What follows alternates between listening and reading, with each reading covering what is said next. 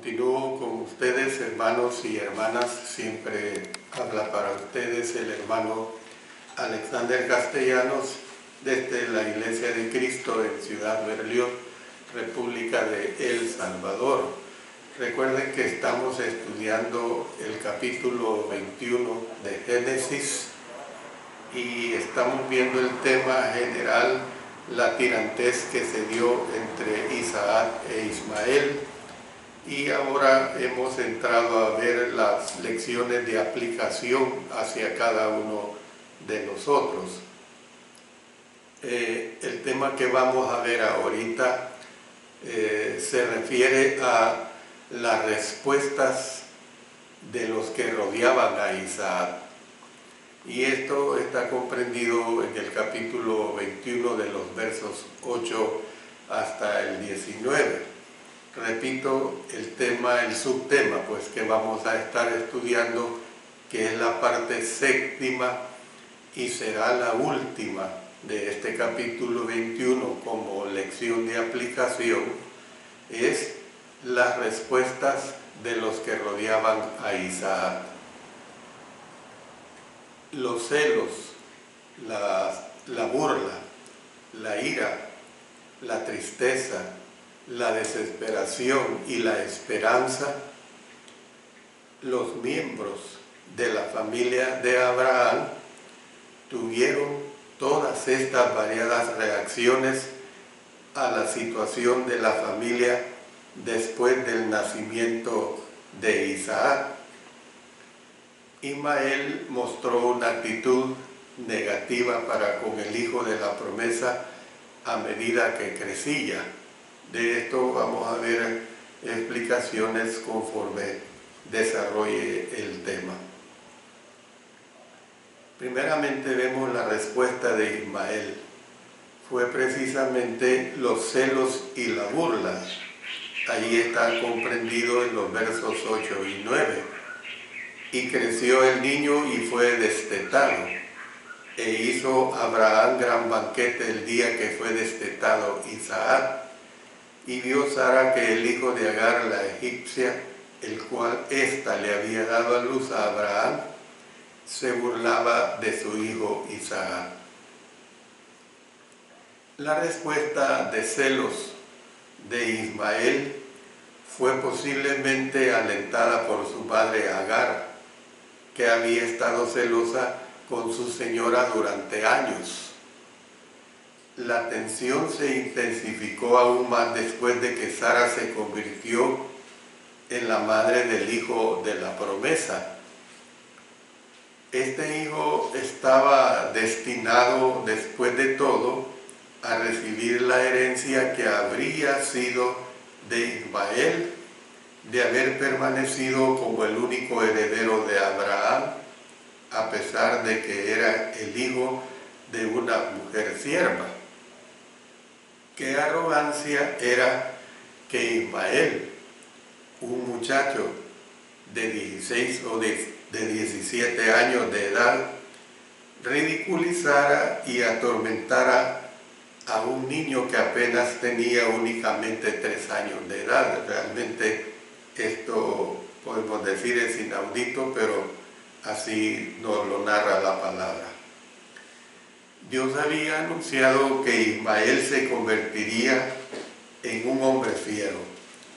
Recordando el verso 12 del capítulo 16, y dice que él será hombre fiero, su mano será contra todos y la mano de todos contra él, y delante de todos sus hermanos habitará, cuya mano pues sería contra todos, y ya estaba empezando a demostrar esa característica desde que era un adolescente. La respuesta de Ismael para con el joven Isaac ilustra el conflicto fundamental que existe entre las obras de la carne y el fruto del Espíritu. La misma guerra irrumpió en los celos que Caín para con su hermano que en última instancia condujeron a la muerte de Abel, y esto se ve en Génesis capítulo 4, que por cierto lo estudiamos ampliamente. El apóstol Pablo dio posteriormente la lista clásica de tales obras de la carne, incluyendo las actitudes internas de los celos y la envidia, que a menudo se traducen en actos externos de conflictos. Gálatas 5, 19 al 21 nos lo expresa. Y manifiestas son las obras de la carne, que son adulterio, fornicación, inmundicia, lascivia, idolatría, hechicerías, enemistades, pleitos, celos, iras, contiendas, disensiones, herejías, envidias, homicidios, borracheras, orgías y cosas semejantes a estas, acerca de las cuales os amonesto, como ya os lo he dicho antes, que los que practican tales cosas no heredarán el reino de Dios. El motivo del juicio del apóstol Pablo es que tales actitudes internas, si no se controlan, son siempre muy destructivas en las relaciones humanas. Tenemos el caso de la mujer de Jacob, Raquel. Era estéril y estaba, por tanto, celosa de Lea, que podía tener hijos para él. Cuando Raquel culpó a Jacob por su incapacidad de concebir, él se enojó con ella y le preguntó, noten lo que tenemos en Génesis 32, ¿soy yo acaso Dios que te impidió el fruto de tu vientre? Cuando los hermanos de Jacob ya no podían soportar la arrogancia del hijo favorito de su padre, su resentimiento se convirtió en una lucha abierta y amenazaba con darle muerte a José. Entonces podemos ver pues que los celos y la envidia que causan conflictos y dolores de cabeza no solo son destructivos en los matrimonios y las familias, también lo son en otros ámbitos de la vida. Tales actitudes hicieron que los líderes judíos condenaran a muerte al Señor Jesús. Mateo 27, 18 lo expresa, porque sabía que por envidia le habían entregado. Marcos 15, 10, porque conocía que por envidia le habían entregado los principales sacerdotes. Y también llevaron a disensiones que amenazaron la vida espiritual de las iglesias primitivas. Por ejemplo, si vemos en 1 Corintios capítulo 3, verso 3, porque aún sois carnales, pues habiendo entre vosotros celos, contiendas y disensiones, ¿no sois carnales y andáis como hombres? Luego pasemos a 1 Corintios 13, 4. El amor es sufrido, es benigno, el amor no tiene envidia, el amor no es jactancioso, no se envanece. Luego también en Gálatas 5, 26. No nos hagamos vanagloriosos, irritándonos unos a otros, envidiándonos unos a otros. Pasemos a Filipenses 1:15. Algunos, a la verdad, predican a Cristo por envidia y contienda, pero otros de buena voluntad. Filipenses 2:3 expresa, nada hagáis por contienda o por vanagloria, antes bien con humildad, estimando cada uno a los demás como superiores a él mismo. Santiago 3, 14 al 16. Pero si tenéis celos amargos y contención en vuestro corazón, no os jactéis ni mintáis contra la verdad, porque esta sabiduría no es la que desciende de lo alto, sino terrenal, animal, diabólica, porque donde hay celos y contención, ahí hay perturbación y toda obra perversa. Primera Pedro 2:12. Desechando pues toda malicia, todo engaño, hipocresía, envidias y todas las detracciones, desead como niños recién nacidos la leche espiritual no adulterada, para que por ella crezcáis para salvación. Todo esto que he leído podemos ver pues que el pueblo de Dios tiene que estar siempre en guardia contra tales influencias mortales. Y usted sí lo ha notado, cómo se le da énfasis a ese pecado de la envidia. Bueno, sigamos con este análisis. En primer lugar, hemos visto la respuesta de Ismael, o sea, los celos y la burla. Segundo punto, la respuesta de Sara. ¿Cuál fue la respuesta de Sara? Ira y animosidad. Vamos a Génesis 21:10. Por tanto dijo a Abraham: echa a esta sierva y a su hijo, porque el hijo de esta sierva no ha de heredar con Isaac mi hijo. La respuesta de Sara fue provocada cuando oyó que Ismael se burlaba de Isaac. Una nota aclarativa al respecto es: Pablo entendió el texto en el sentido de que Ismael persiguió a Isaac, porque miren lo que dice en Gálatas 4:29. Pero como entonces el que había nacido según la carne perseguía al que había nacido según el Espíritu, así también ahora. Sin embargo, el apóstol Pablo no dijo si era un tipo de persecución, ya sea mental o física, o ambos. Eso no se aclara.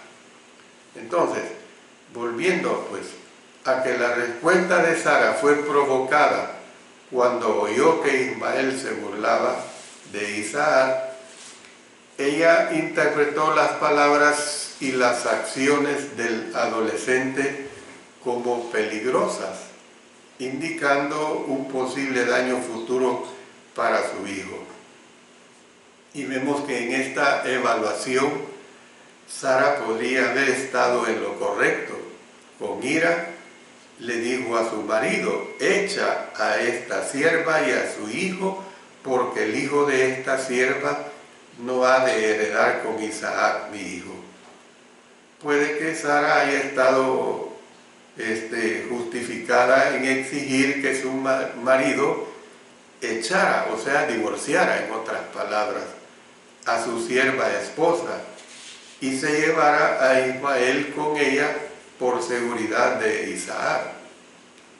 Sin embargo, parece que había cultivado celos y animosidad para con Agar e Ismael durante años y aprovechó la ocasión pues para librarse de los dos.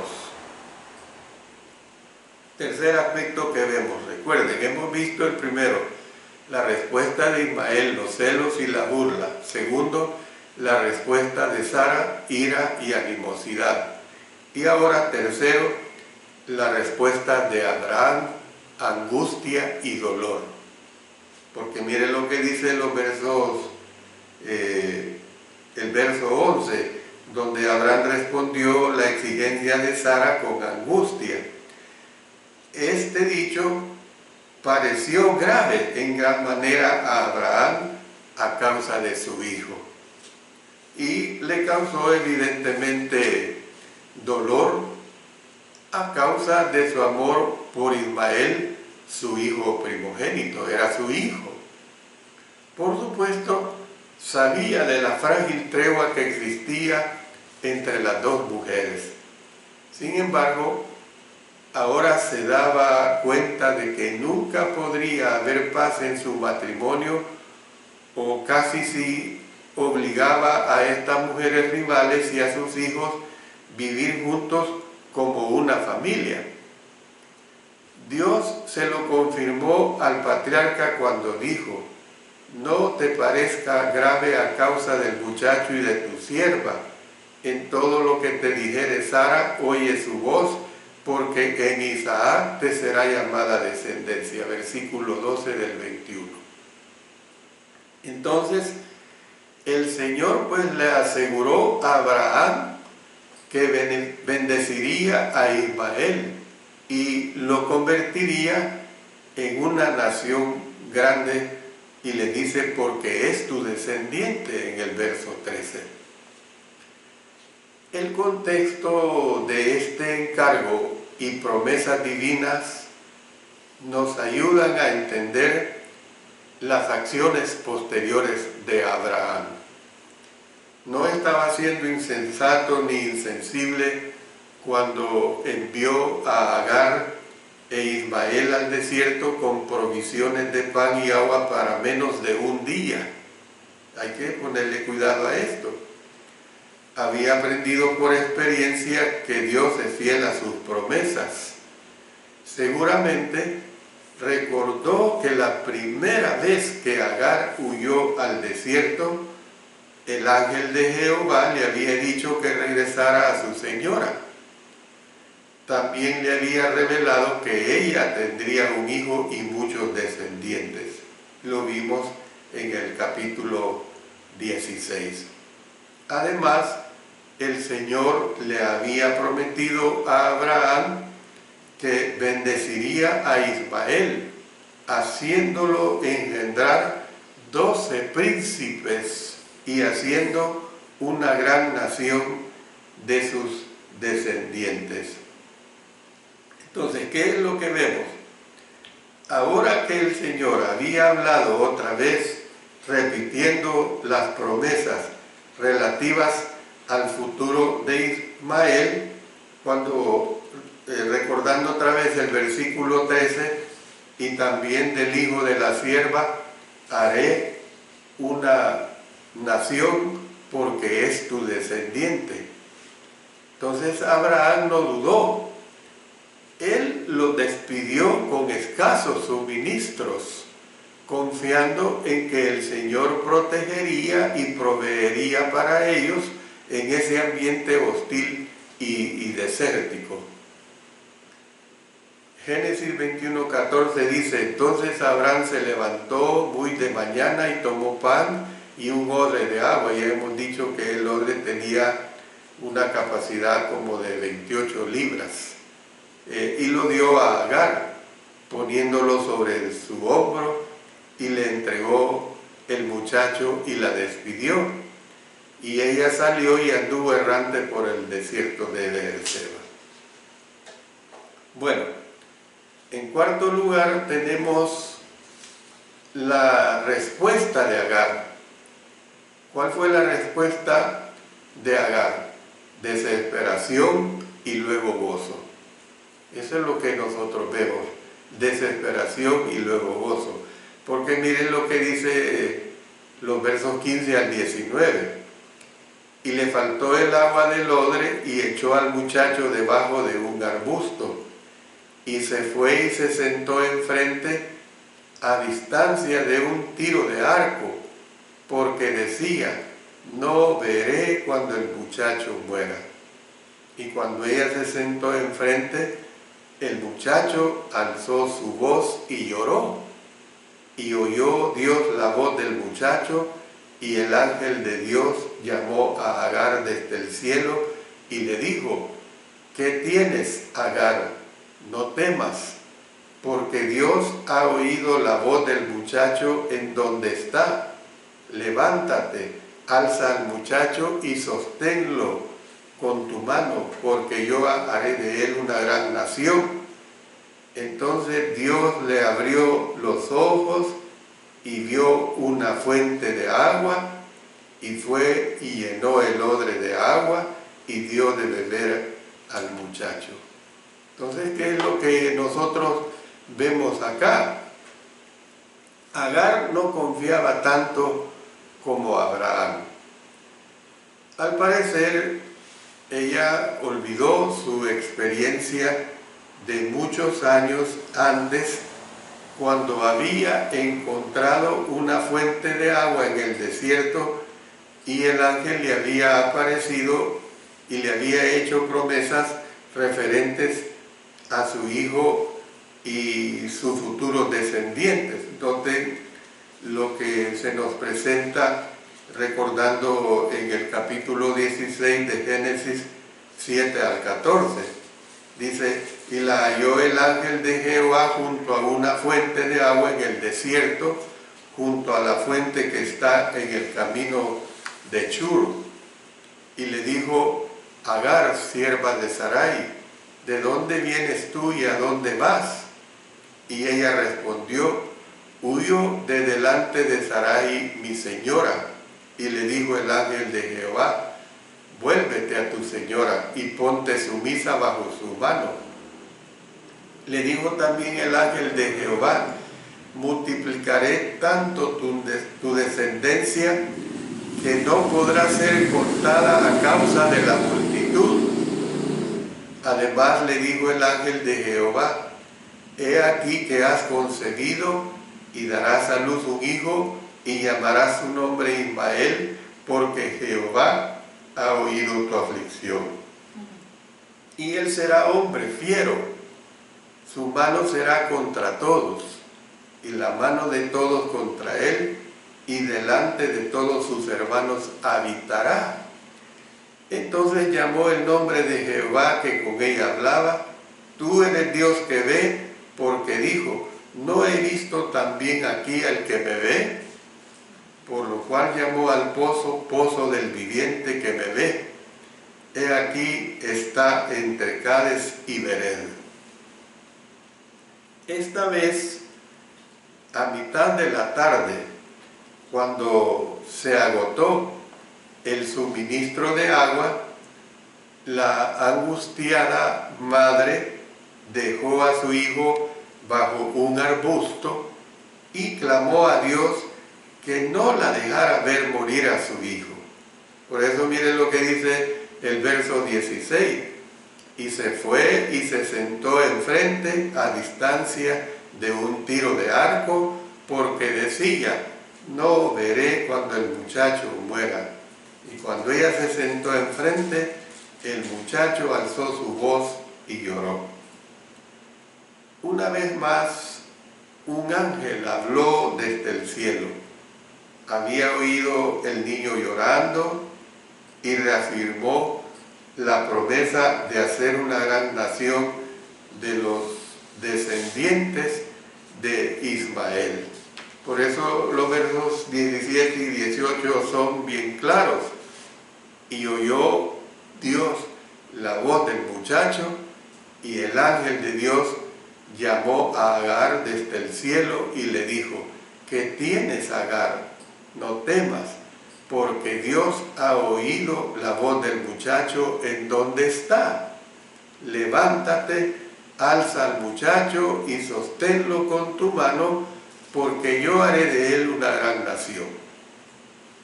¿Qué es lo que pasó acá? Le mostró a Agar un pozo de agua para que pudiera refrescarse. Imagínense, esto podemos ver que es precisamente el auxilio de Dios, la misericordia de Dios, que en los momentos difíciles, en los momentos conflictivos, Dios siempre acude al auxilio de sus hijos. Bueno, lo que voy a decir, y será la parte final de este estudio, es muy interesante.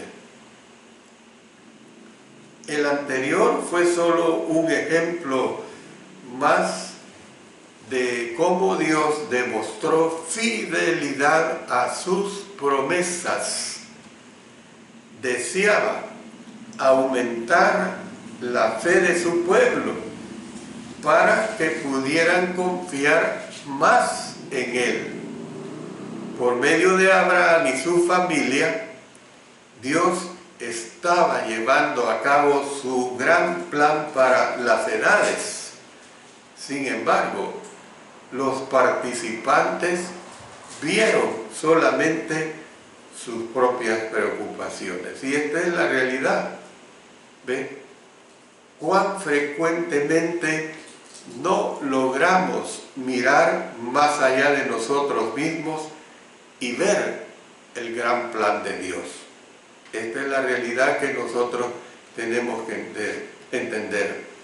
Que muchas veces a nosotros nos vienen situaciones muy difíciles, muy conflictivas, pero tenemos que ver, mirar pues más allá de nosotros mismos y ver el gran plan de nuestro Dios. Con esto termino.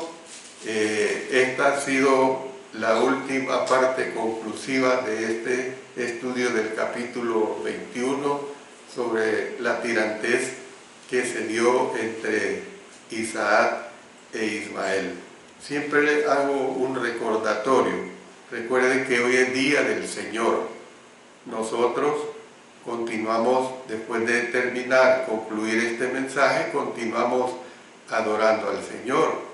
Tenemos que participar de la cena del Señor.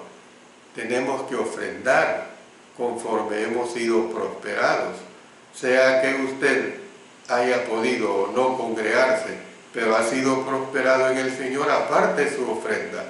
Y cuando el Señor permita reunirnos, deposítela en el tesoro de la iglesia. Esto es lo que claramente nos manda. Estoy dando el día miércoles a través del Alumbrador Cristiano el estudio sobre la adoración y estoy tratando sobre el tema de la ofrenda. Este miércoles 1 de septiembre voy a presentar la tercera parte sobre este estudio. De manera pues que les animo en el nombre del Señor a que hagamos lo correcto delante de Él. Oremos. Padre Celestial, te damos gracias, muchos agradecimientos por el permitir poder compartir la divina palabra, esta palabra que edifica, la palabra que ayuda. Gracias por ello, Señor, y que ella dé los frutos. Síguenos ayudando en el resto de esta adoración, pues todo lo hacemos en el poderoso nombre de nuestro Señor Jesucristo. Amén.